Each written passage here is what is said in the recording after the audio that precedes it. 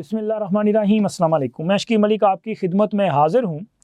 ख़बर है sir Adiala jail से, जहाँ पे इमरान ख़ान जो है वो रोज़ ब रोज़ ज़हनी तवाज़ुन खोते जा रहे हैं और इमरान ख़ान अब बाकायदा तौर पे जेल अमले पे हमला आवर होना शुरू हो गए हैं। उन्होंने जजों पे हमले किए, वो गवाहों पे हमला करते हैं और अब ख़बर ये है कि उन्होंने जेल के जो सुपरिटेंडेंट, डिप्टी सुपरिटेंडेंट, मतलब जेल का जो अमला है, उनसे बाकायदा लड़ाई शुरू कर दी है, मार कुटाई, हत्थों पाई। और ये क्यों किया जा रहा है? किया इसलिए जा रहा है कि इमरान ख़ान के ख़िलाफ़ केसेस जो हैं वो बहुत तेज़ी के साथ फैसलों की तरफ बढ़ते जा रहे हैं। साइफ़र केस में उनके ख़िलाफ़ आलमोस्ट जो गवाह हैं वो अपनी शहादतें रिकॉर्ड तकरीबन करवा चुके हैं। चंद एक दो रह गए हैं। आज़म ख़ान की गवाही हो चुकी, इसके अलावा साबिक़ सेक्रेटरी ख़ारजा सुहेल महमूद साहब जो हैं वो गवाही दे चुके हैं। और वो जुडिशल मजिस्ट्रेट जिन्होंने आज़म ख़ान का सेक्शन 164 का बयान रिकॉर्ड किया था, उनका बयान भी रिकॉर्ड किया गया है। आखिर क्या मजबूरी है, क्यों रिकॉर्ड किया गया है? और वजह यह है कि आज़म ख़ान साहब ने 161 का बयान दिया, फिर 164 का बयान दिया, और जब वो अदालत के सामने गवाही देने आए तो यहाँ पे उन्होंने कुछ, उनके बयान में जो है वो 19-20 था।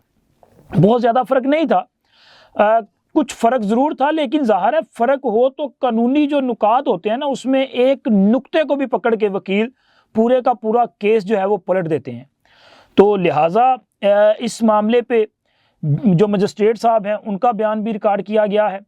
अब तक की जो मेरे पास इंफॉर्मेशन है उनके मुताबिक मजिस्ट्रेट साहब ने उनके बयान में जो जो शवाहिद सामने आए हैं, जो तहरीरी बयान था 164 का, उसकी तस्दीक की है कि बिल्कुल ये बातें उन्होंने उनके सामने कमरा अदालत में की हैं।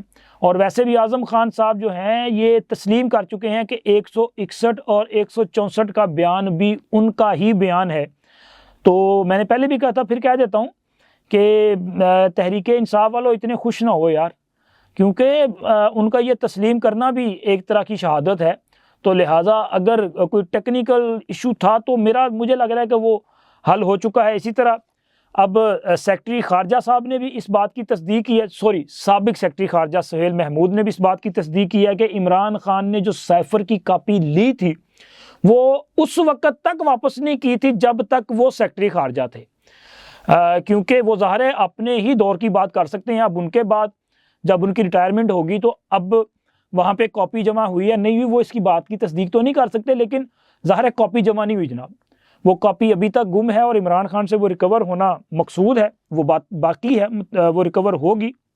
और इमरान ख़ान साहब इसी वजह से ज़रा परेशान है। वैसे तो शाह महमूद कुरैशी भी परेशान है, उन्होंने भी सुहेल महमूद साहब का जो बयान रिकॉर्ड किया गया था, इस दौरान प्रोसिक्यूटर रिजवान अब्बासी साहब ने एक दो मौके पे उनको ज़रा कुछ सवाल उनके सामने रखा, या उनको वो कहते हैं ना अपना टिप देने की कोशिश की, जी आपने ये बात तो उस पर शाह महमूद कुरैशी साहब ने ज़रा रिजवान अब्बासी साहब के साथ चक्री लगाई, उनके साथ उनकी ज़रा अल्फाजी तकरार हुई।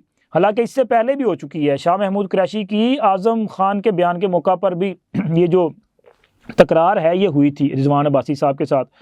अब इमरान ख़ान साहब जो है वो भी यही काम करते हैं, वो भी चीखो पुकार करते हैं, वो शाउट करते हैं, वो वहाँ पे जो है वो दबाव में लाने की कोशिश करते हैं।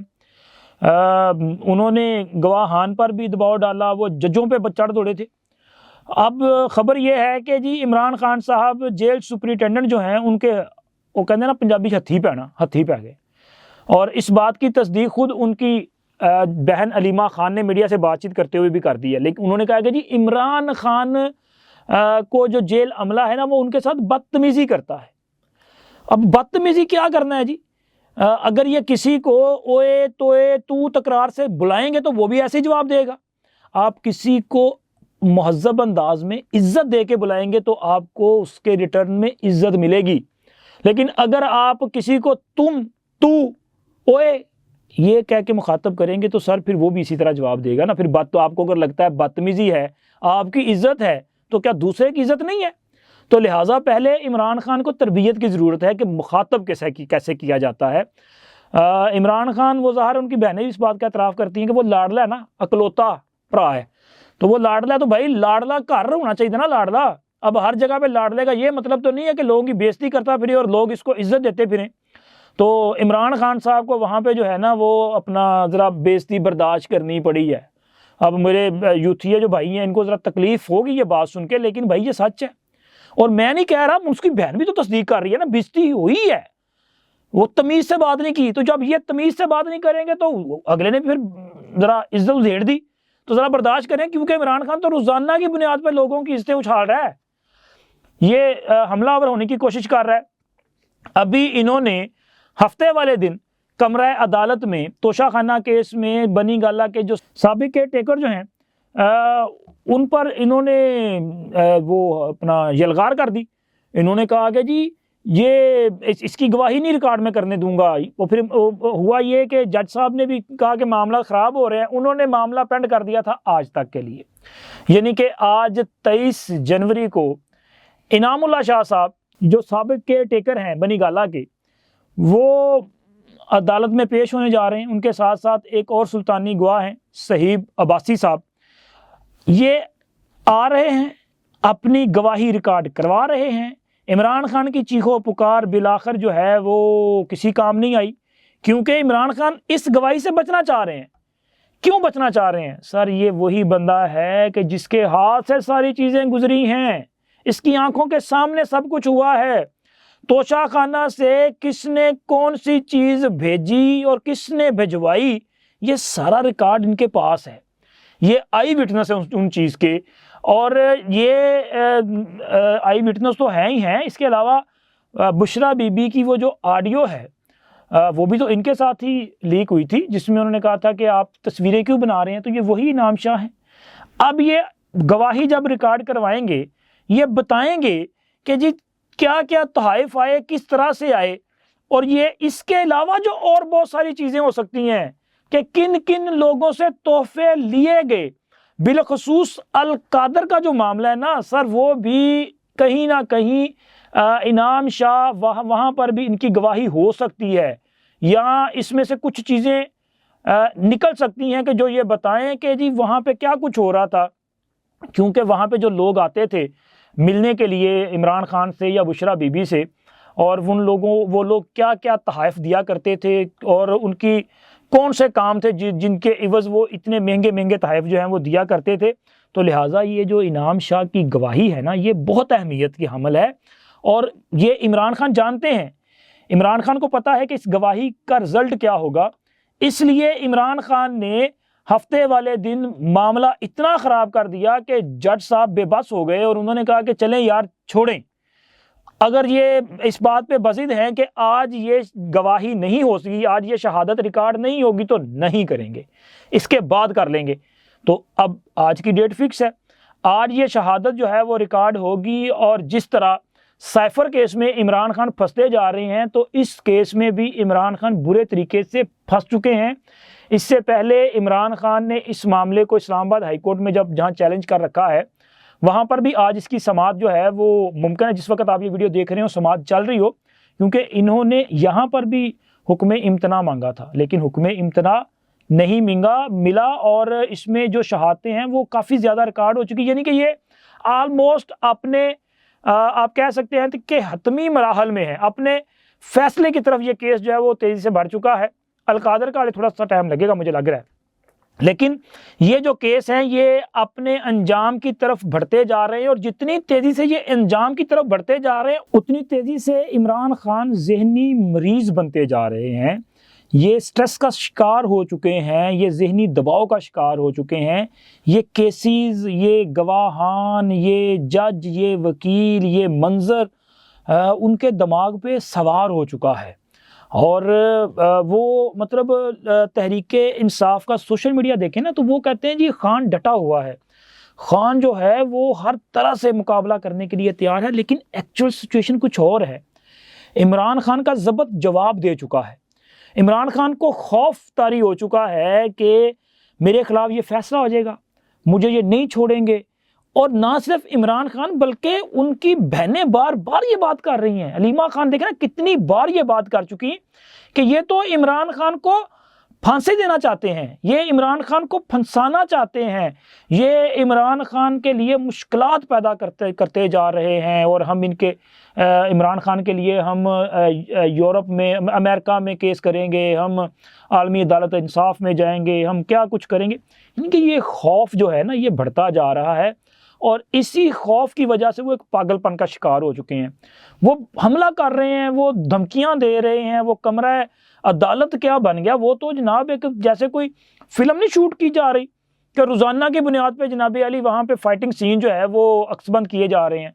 इमरान खान तो इस तरह का रवैया अपना रहे हैं, वो बर्दाश्त ही नहीं, अब उनमें ख़त्म हो चुकी है अदम बर्दाश्त का, वो बुरी तरह से जो है वो शिकार हो चुके हैं। तो इमरान खान का असल में प्रॉब्लम ये हो चुका है कि सर वो खौफजदा है, वो डर गया है कि मेरे ख़िलाफ़ ये फ़ैसले आने जा रहे हैं। तो फ़ैसले तो आने ही आने हैं और फ़ैसले करने वाले जो हैं अब वो भी पाबंद हो चुके हैं, क्योंकि ये जो केस हैं ख़ुसूसी तौर पे साइफ़र का केस तो चल रहा है, वो ख़ुसूसी अदालत के जज जो हैं अबुल हसनात जुल्करनैन साहब वो इसकी समाअत कर रहे हैं। और इस केस में भी मैंने जैसे आपको बता दिया कि इसमें शहादतें रिकॉर्ड की जा चुकी हैं, वो भी आलमोस्ट अपने फ़ैसले के करीब पहुंच चुका है। और जो दीगर जो दो उनके हैं केसेस जिनमें तोशा खाना का और अल कादर का केस है, ये नैब रेफरेंस है। इनमें अल कादर में अभी तक फ़र्द जुर्म जो है वो स्टार्ट नहीं हुई, मतलब फ़र्द नहीं लग सकी, लेकिन तोशा का केस जो है वो अपने बिल्कुल फ़ैसले के करीब पहुंच चुका है। और ऐसे वक्त में जो जज हैं मोहम्मद बशीर साहब, उन्होंने इस्लामाबाद हाई कोर्ट और वजारत कानून को एक ख़त लिखा था कि जी मेरी तबीयत ठीक नहीं है, तो लिहाजा मेरी रिटायरमेंट तक मुझे छुट्टियां दे दी जाएँ। उनकी रिटायरमेंट है 14 मार्च 2024, तो उन्होंने छुट्टियां मांगी थी।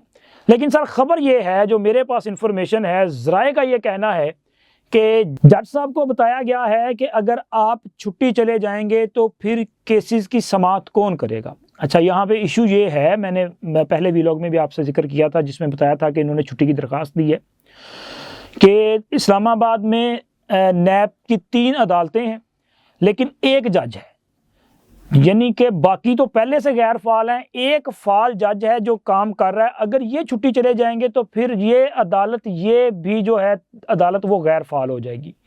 तो इसका मतलब ये हुआ कि नए जज की अपॉइंटमेंट होगी, उनको केस रेफर किए जाएंगे, फिर वो समाअत करेंगे। अब नया जज जो है वो यहीं से समाअत का आगाज़ नहीं करेगा सर, उसने केस को समझना है। फैसले तक जाने के लिए माइंड अप्लाई करना है, तो माइंड अप्लाई करने के लिए उनको ज़ीरो से स्टार्ट करना पड़ेगा। तो ज़ीरो से स्टार्ट करने का मतलब है कि ये जो पिछले 2, 2.5-3 माह की प्रैक्टिस है सारी की सारी ज़ाया हो जाएगी। और ये प्रैक्टिस ज़ाया होने का फ़ायदा किसको होगा? फ़ायदा इमरान खान को होगा। तो सर उन्हें यह पैगाम दिया गया है कि जज साहब आप ये प्रोसेस कंप्लीट करें और आप किसी फ़ैसले तक पहुँचें, क्योंकि इनको केसेस को मज़ीद डिले नहीं किया जा सकता। इस तरह से तख़ीर का ज़्यादा शिकार होंगे तो ज़्यादा कन्फ्यूजन पैदा होगी। तो सर मेरी इतलात के मुताबिक जज साहब से ये पैगाम पहुंचाया गया है कि आप फ़ैसला दें, फिर उसके बाद जो है वो आपकी रुखसत मंजूर। यानी कि हुन देखें बशीर साहब कब फ़ैसला सुनाते हैं। जितनी जल्दी फ़ैसला आ जाएगा, फ़ैसला जो भी हो, जितनी जल्दी फ़ैसला आएगा उसके बाद जज साहब जो है वो रुखसत पे जा सकते हैं। बिलखुसूस मेरा ख्याल है तोशा खाना का, हाँ अल कादर में अभी प्रोसेस चूँकि लेंथी है, शायद उसमें ज़रा टाइम लग जाए, लेकिन तोशा खाना में जो रेफरेंस है इसका फ़ैसला जल्दी आएगा और फिर उसके बाद जज साहब जो है वो छुट्टी जा सकते हैं। ये इन्फॉर्मेशन थी जो मैंने आपके साथ शेयर की। ज़रूर बताइएगा कि आपको कैसी लगी, और इसके साथ साथ आप दोस्तों से दरख्वास्त है कि हमारे चैनल को सब्सक्राइब भी कीजिएगा, वीडियो को लाइक और अपने फ्रेंड सर्कल में शेयर भी कीजिएगा। अल्लाह हाफिज़।